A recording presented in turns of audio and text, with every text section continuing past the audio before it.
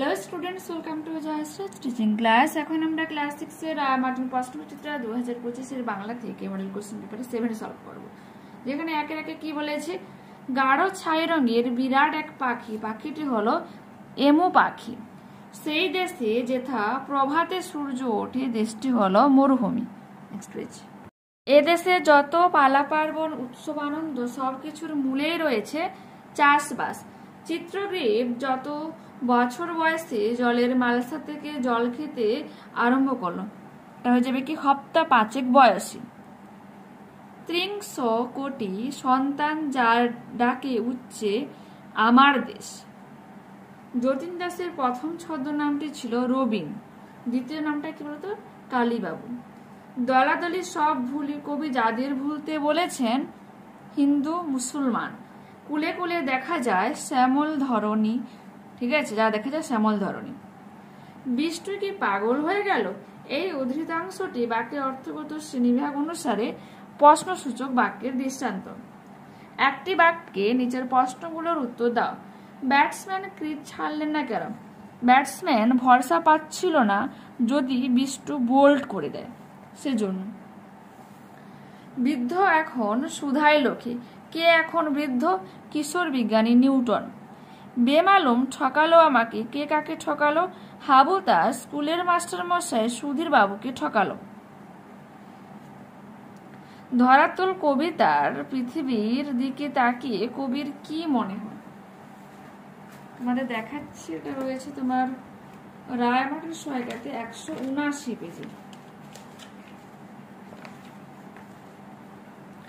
পৃথিবীর দিকে তাকালে কবির মনে হয় ভালো মন্দ, সুখ দুঃখ এবং আলো অন্ধকার মিশে এই ধরাতল সত্যিই খুব সুন্দর সুন্দর। একদা যাহার বিজয় সেনানী হেলায় লঙ্কা করিল জয়। বাক্যটির উদ্দেশ্য একদা যাহার বিজয় সেনানী, বিজয় হয়ে যাবে হেলায় লঙ্কা করিল জয়। তার চেয়ে বাঘের পেটের মধ্যে দিয়ে স্বর্গে যাওয়া ঢের শর্টকাট। বাক্যটিতে ব্যবহৃত অনুসর্গগুলি চিহ্নিত করো। চেয়ে, মধ্যে, দিয়ে। আমিও সাধ্যমতো শেখাতে লাগলাম। আমি কে? আচ্ছা, আর সাধ্যমতো কি শেখাতে লাগলো? উপরে লিখেছে লেখক ধনগোপাল মুখোপাধ্যায়। কি শেখাতে লাগলো? চিত্রগ্রীব নামক পায়রাটিকে উড়াবার শিক্ষা দিয়েছিল, ঠিক আছে। আশেপাশে বারবার ঘুরে বিশেষভাবে পরীক্ষা করে দেখো। বাক্যটি থেকে সন্ধিবদ্ধ পদটি খুঁজে নিয়ে সন্ধি বিচ্ছেদ করো। পরীক্ষা হয়ে যাবে পরিযুক্ত ইচ্ছা। মাছরাঙা পাখির রং কবির চোখে কিভাবে ধরা পড়েছে? এটা রয়েছে তোমার 36 পেজে। 36 পেজে দেখো, এই যে 7-3 করে নেবে, ঠিক আছে। পরবর্তী প্রশ্ন কি রয়েছে দেখো। সুধীর বাবুর একটি মুদ্রা দোষ, কি সেই মুদ্রা দোষ? কখন এর বহিঃপ্রকাশ ঘটে? 189 পেজ।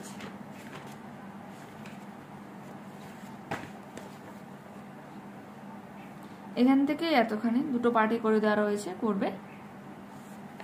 এরপর কি রয়েছে? নতুন এক সমস্যার উদ্ভব হলো। উদ্ভূত নতুন সমস্যাটি কি? 208 পেজে রয়েছে।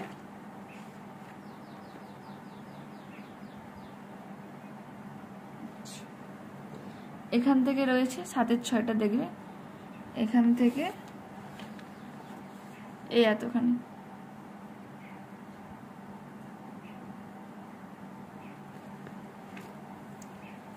পরবর্তী প্রশ্ন কি রয়েছে? যতীন দাসের পিতা কত সালে কেন সরকারি চাকরিতে ইস্তফা দিতে মনস্থির করেন? 1901 সালে তিনি এই মনস্থির করেন ইস্তফা দেবেন, এবং কেন দিয়েছিল এটা 159 পেজে রয়েছে। একবার যতীন দাসের পিতা বঙ্কিমবাবু গঙ্গা স্নান করে সপরিবারে ফিটন গাড়ি চেপে বাড়ি ফিরছিলেন।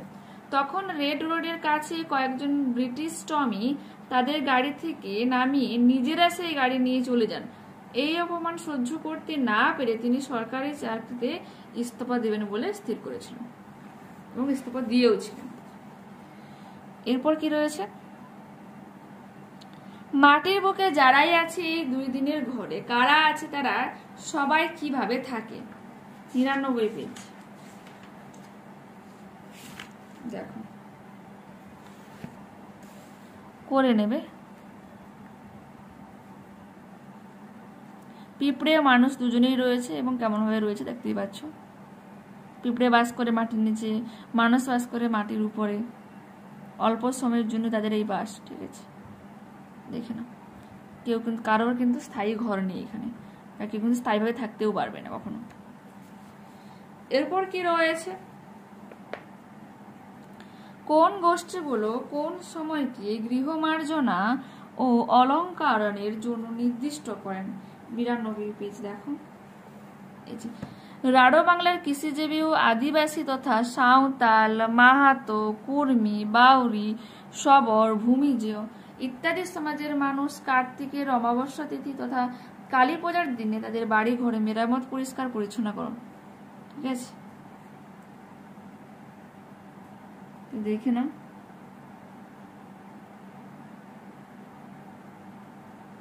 ওকে, এরপর কি রয়েছে, বাবুই পাখির বাসা থেকে কবির কেমন চিঠি পেলেন। 66 পেজ। এই যে ধানের পাতায়, তালের পাতায় যেন বুনোট নকশা করা চিঠি পেলেন। খোকা ভাইয়ের চিঠির প্রাপ্তির অনুভূতি কবির কাছে কেমন ছিল। যে এটা করবে যে চিঠির মধ্যে খোকা ভাইয়ের স্নেহ ভালোবাসার স্পর্শ পাওয়া যায়। খোকা ভাইয়ের নরম হাতের কাঁচা চিঠি কবিকে আমোদিত করেছে, তাই শীতের সকালের মধ্যে উক্ত লেখনখানিও কবির মিষ্টি লাগছে।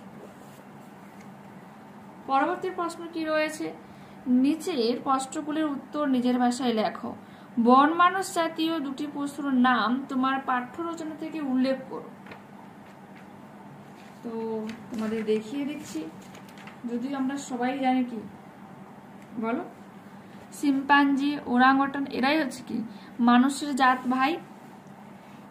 এদের ভাষা নিয়ে কোন সাহেব গবেষণা করেছেন। ক্যাস্টং সাহেব।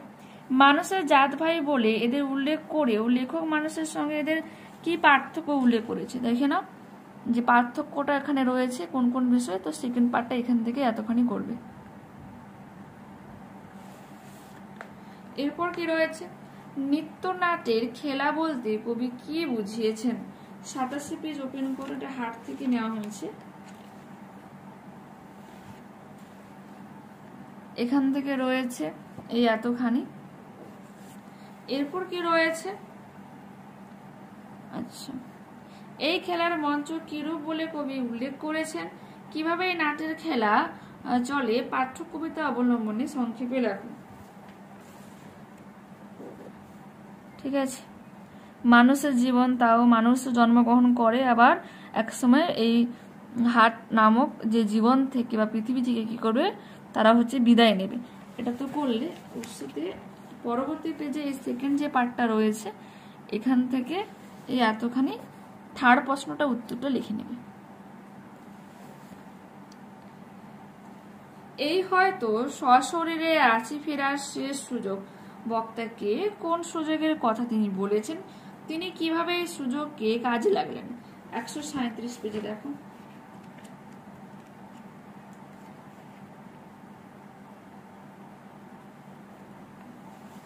এখানে বক্তাকে, এখানে লেখক হচ্ছে কি শিবরাম চক্রবর্তীর কথা উল্লেখ করা হয়েছে।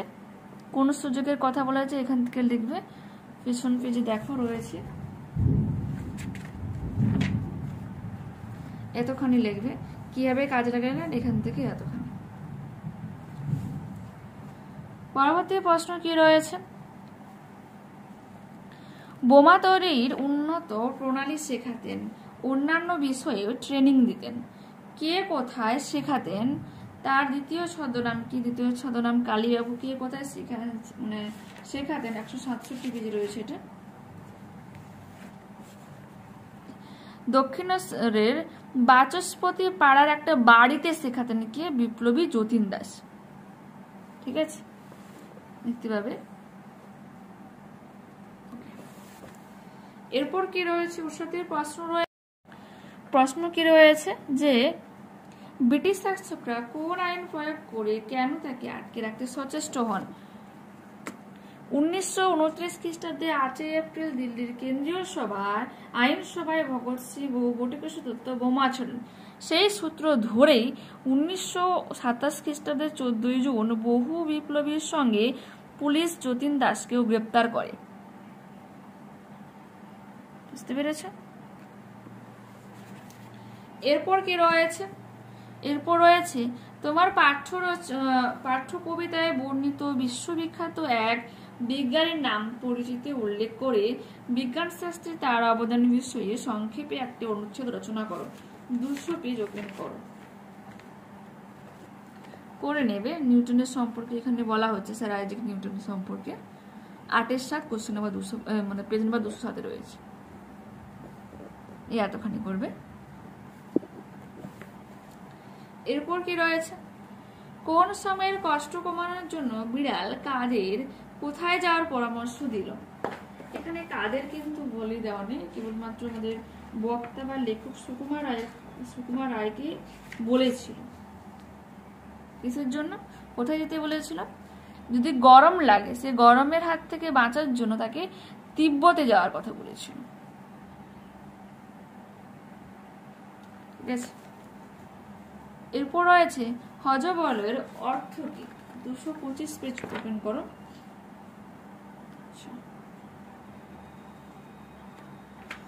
225 ঠিক নয়, তারা বলছি 215 পেজ। হযবল কথাটির অর্থ হলো এলোমেলো বা অগোছালো। আমরা যদি ব্যঞ্জন বর্ণের ক্রম অনুসারে দেখি তাহলে দেখব যে এই বর্ণগুলির অবস্থান হলো অন্তস্থ জ, র, ল, ব, হ, কিন্তু এখানে রয়েছে হ অন্তস্থ জ, ব, র, ল। অর্থাৎ নামকরণে এলোমেলো বর্ণ বসে লেখক বুঝিয়ে দিতে চেয়েছেন কাহিনীর বিষয়বস্তু এলোমেলো হতে চলেছে।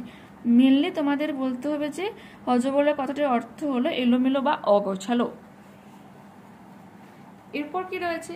এই গল্পে বিজ্ঞাপনে কোন সাবধানতা অবলম্বন করতে বলা হয়েছে? এটা হযবল বইতে রয়েছে, 18 পেজে রয়েছে। আমরা সনাতন বায়সবংশীয় দাঁড়ি কুলিন অর্থাৎ দাঁড় কাক আজকাল নানা শ্রেণীর পাতি কাক, রাম কাক প্রভৃতি নিজ শ্রেণীর কাকেরাও অর্থলোভে নানারূপ ব্যবসা চালাইতেছে। সাবধান, তাহাদের বিজ্ঞাপনের চটক দেখিয়া প্রতারিত হইবেন না। এরপর কি রয়েছে? হযবল গল্পে কোন প্রাণীর বক্তৃতার উল্লেখ পাওয়া যায়? তার বক্তৃতাটি কি ছিল? 27-28 পেজ দেখো। এখানে মেনলি কে বক্তব্য করেছে? ছাগল, মিনস এই যে শ্রী ব্যাকরণ সিং বলতে পারো। শ্রী ব্যাকরণ সিং নামক ছাগলের কথা বলেছিল। তার বক্তৃতা কিরকম ছিল? যে বক্তৃতা আরম্ভ করলো, দেখো এখানে ডাবল ইনভার্টেড কমা শুরু হচ্ছে, এখান থেকে হয়ে যাবে এই বার সব খেয়ে ফেলেছিল, এখানে ইনভার্টেড কমাটা শেষ পাচ্ছে ডাবল ইনভার্টেড কমা। এতখানি তোমাকে নিজের ভাষায় একটু লিখে নিতে হবে। কুচকুচে শব্দটি কার পরিচিতি বিষয়ে ব্যবহৃত হয়েছে? সে কোথায় বাস করে? 224 পেজ রায়মার্টিন সহায়িকা। দেখো দেখাই 25-26। আচ্ছা,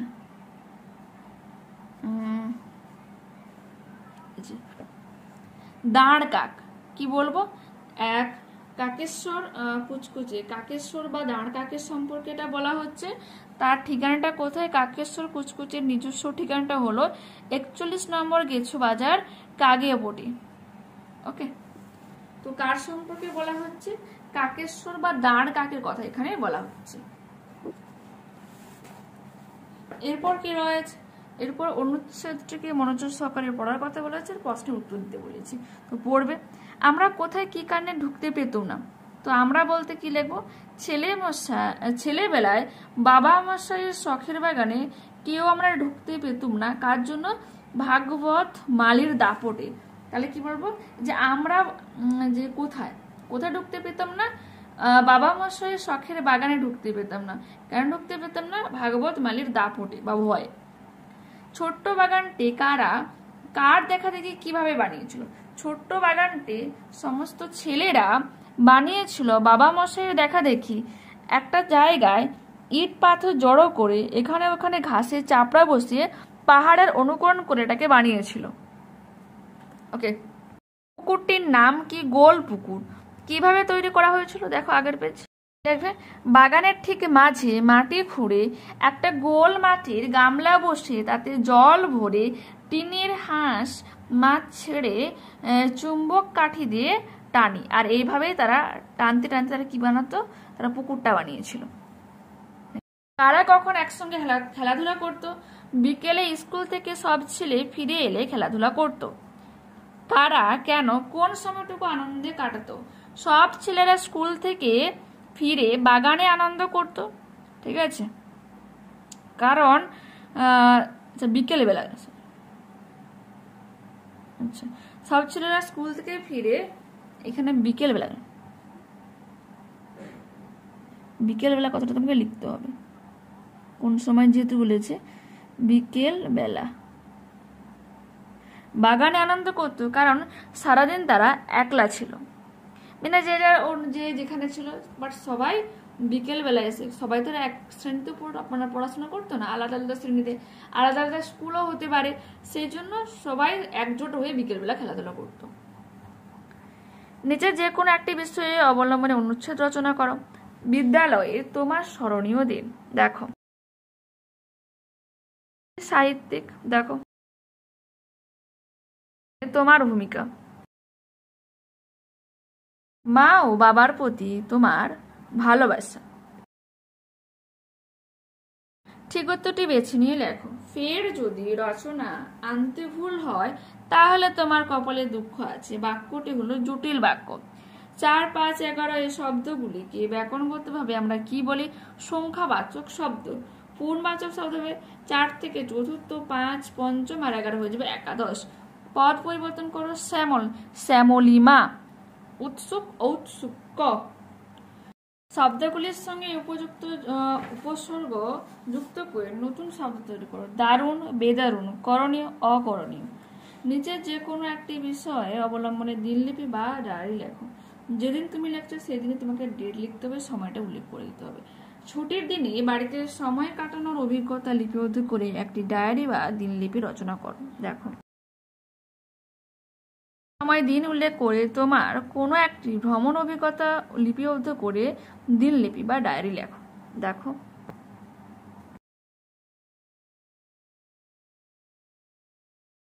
আমরা এই মডেলটা কমপ্লিট করলাম। নেক্সট ক্লাসে আবারও দেখা হচ্ছে। যারা চ্যানেলে নতুন রয়েছে অবশ্যই তোমাদের কাছে রিকোয়েস্ট রাখো চ্যানেলটিকে সাবস্ক্রাইব করে নেওয়ার জন্য এবং বন্ধুদের কাছে ভিডিওটাকে শেয়ার করে দেওয়ার জন্য। বাই।